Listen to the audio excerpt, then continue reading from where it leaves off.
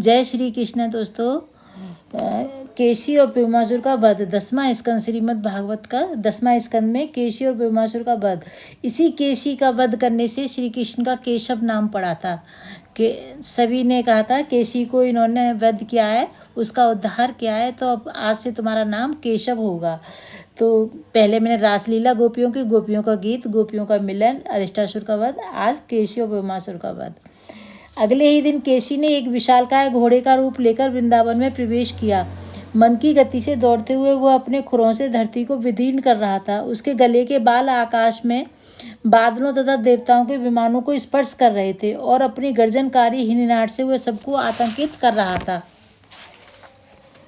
वह युद्ध के लिए लालायित था, इसलिए श्री कृष्ण ने उसके समक्ष आकर उसे खुली चुनौती दी। सिंह के समान गर्जना करके केशी ने उसको स्वीकार किया। अत्यंत क्रुद्ध होकर श्री कृष्ण को अपने पैरों तले कुचलने के लिए उनकी ओर दौड़ा। उसका खुला मुख मानो आकाश को निगल रहा था। कृष्ण केशी के आक्रमण से बच गए और फुर्ती से एक ओर हटते हुए उसकी पिछली टांगों को दबोच लिया। हवा में ऊपर उठाकर कृष्ण ने जोर से घुमाया और लगभग 100 गज दूरी उसी प्रकार फेंक दिया जिस प्रकार कई बार गरुड़ सांप को फेंकता है। पराजित केशी कुचलते हुए नाग के समान फुफकारने लगा। अपना विशाल मुख को खोलकर वह कृष्ण की ओर दौड़ा। सहजता से मुस्कुराते हुए कृष्ण ने अपनी बाईं मुट्ठी इस प्रकार उसके मुख में डाल दी जिस प्रकार कोई आसानी से सांप को उसके बिल में घुसाता है। केशी को लगा मानो कृष्ण की मुट्ठी पिघले हुए लोहे के समान गर्म थी। एक क्षण में उसके सारे दांत निकलकर गिर पड़े। तब कृष्ण ने केशी के मुख में अपनी भुजा को इस प्रकार बढ़ाया कि उसका दम घुटने लगा। वह अपने पैरों को इधर उधर पटकने लगा और उसकी आंखें कटोरों से बाहर निकल पड़ी। उसका शरीर पसीने से लथपथ हो गया। मलमूत्र त्याग करता हुआ वह असुर वहीं भूमि पर ढेर हो गया। मरते ही उसका मुंह ढीला पड़ गया और कृष्ण ने आसानी से अपनी मुट्ठी बाहर निकाल ली।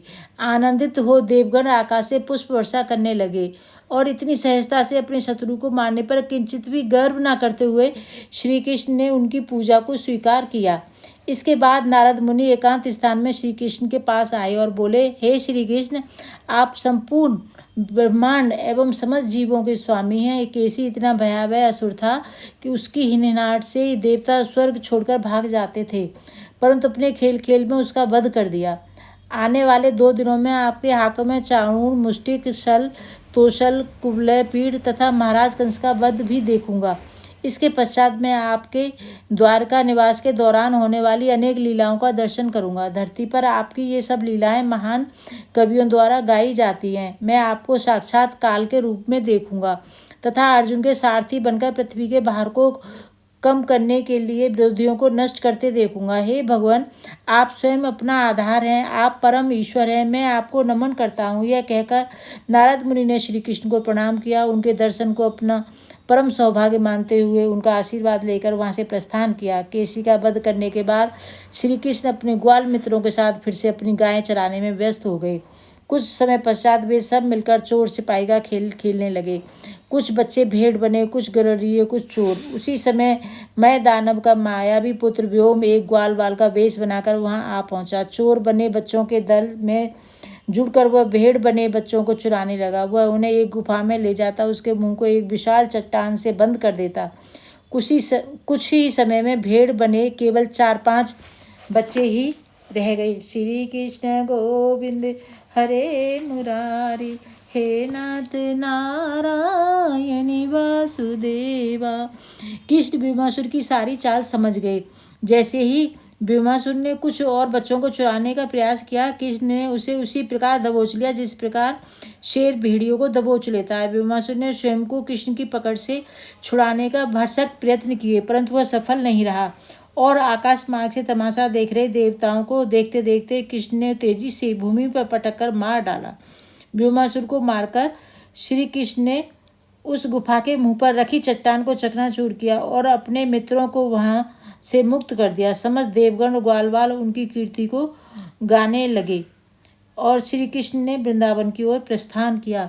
श्री कृष्ण गोविंद हरे मुरारी, हे नाथ नारायणी वासुदेवा।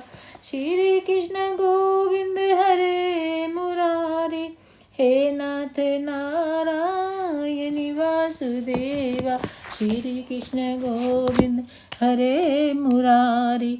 हे नाथ नारायण वासुदेवा।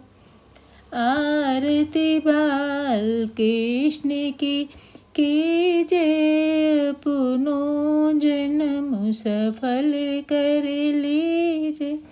मात यशोदा के घर में कन्हैया, नंद बाबा को दुलारो कन्हैया।